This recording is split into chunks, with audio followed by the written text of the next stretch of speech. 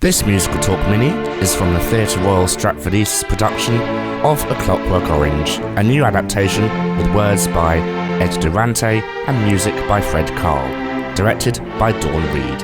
Well, hello. We're here today, myself, Andrew, and... Sandra. Hello, Sandra. When were you last with us?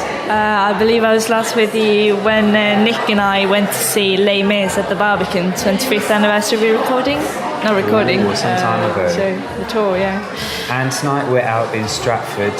Stratford far East, yeah. too outside of West London for Nick to go. And we've had an interesting evening, haven't we? What have we seen? We have just been to see A Clockwork Orange, a new production. Which is headlined as being a cult classic reimagined.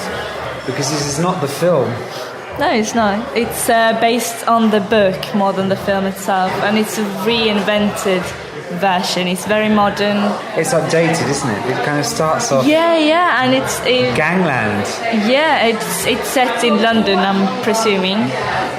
Modern day? Modern day. The fact that we had the riots here in London about a month ago makes it even more now and more... Well, you even had a gun pointed at your face in one stage.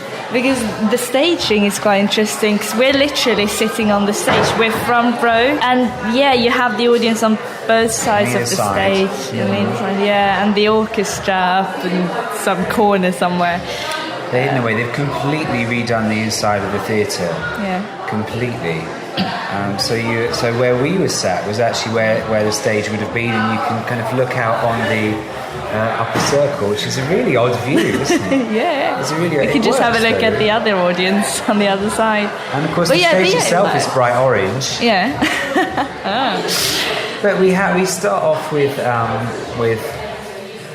violence, a gang scene. Yeah.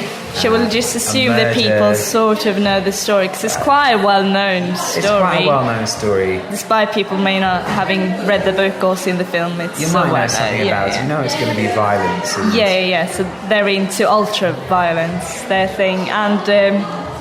so the actors in the beginning comes across as very aggressive, and it's quite threatening. I literally had a gun pointed at my head for... which and was they're kind of spitting the words out at the audience, and sometimes they're catching your eye, looking directly at you. And it's quite intimidating as an effect, isn't it? Just the body language of it is quite intimidating, and they're running around in the audience, and despite the fact that they're singing, it's quite aggressive still.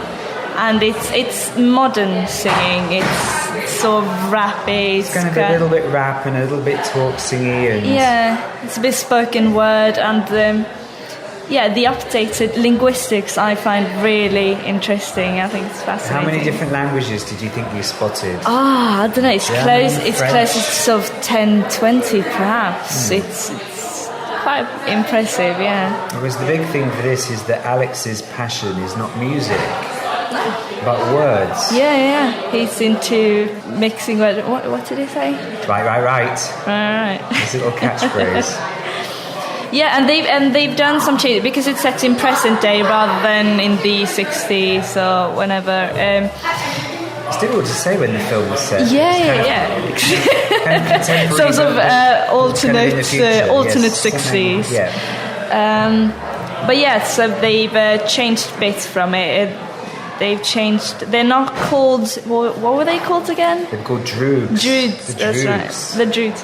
And they're now called the Ninjas. But they've done some subtle changes and changes that really work. And it's so relatable in a sense, and especially now. I think you were saying as well with Alex, he has to be likeable. Yeah, that's the thing about him. He's not just the regular thug. He's not. He's very intelligent, and he uses his intelligence in a sense. And he's charming. He's quite likable.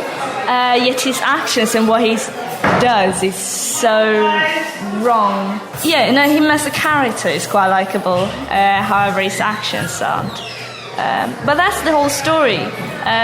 What is good and what is the whole story of choice? Cause free will, exactly. Because I don't know if people know the story or not, but basically he goes to prison. I think spends 2 years in prison or something, and then they do this. Desperate to get out. Yeah, and they do this new thing which the government has started. So he's the first person they try the technique on.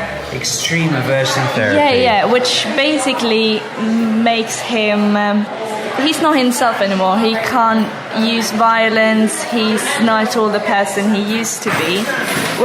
So he now fits in society. He now is the good person, the person that everyone should be, but it's not his choice to be. So that's the whole struggle and the whole morale of the story. It's why he's good and why he's free will and how is he used. They do have a nice effect, don't they, for when he goes to be violent. Yeah. They kind of go into slow motion with strobing effect. Yeah, you can literally see him physically trying to, but he can't. And it's all very in your face, isn't it? Yeah. Did you like that? I quite like that, yeah. I mean, as I said to you earlier, if this had been at the Palladium and we were sat way far back, I don't think it would have the impact it did now that we were so close, and it was... Yeah, this is about as far from the West End as you can get. Yeah. I mean, both in venue and in tone. Yeah, but it's quite nice. I really enjoyed it. Yeah. And Stratford East, they take chances. They don't mind trying something new, and it's it's probably not what you were expecting. I think that's probably the easiest thing to say. Yeah.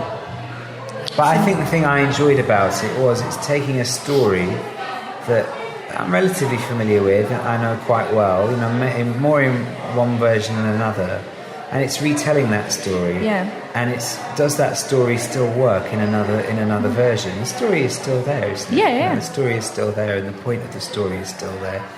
And it's a very kind of interesting way, and a very Orange way to do it. And the second act was a bit quite unusual. Yeah. Because Alex is in. I mean, it opens with Alex in prison, sharing a cell with his Buddhist serial killer cellmate, kind of in this almost slightly prison rapey kind of slightly homoerotic, uncomfortable weird scene. I was a bit like, what's going on? I don't know quite what's going on or quite where to look here. But and again, some of the other cast, particularly the older cast members, were great because there has to be some comic relief. So I think that kind of came in. The guy playing his dad. Yeah, he was great.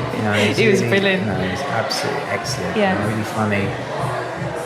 And he's got a number of kind of other small roles, including the preacher, the prison preacher, who gets to sing a title song. A Clockwork Orange. Who would ever have believed there would be a Clockwork Orange title song? Yeah. And what did we think of the music? There's no rhyme for orange. You know that.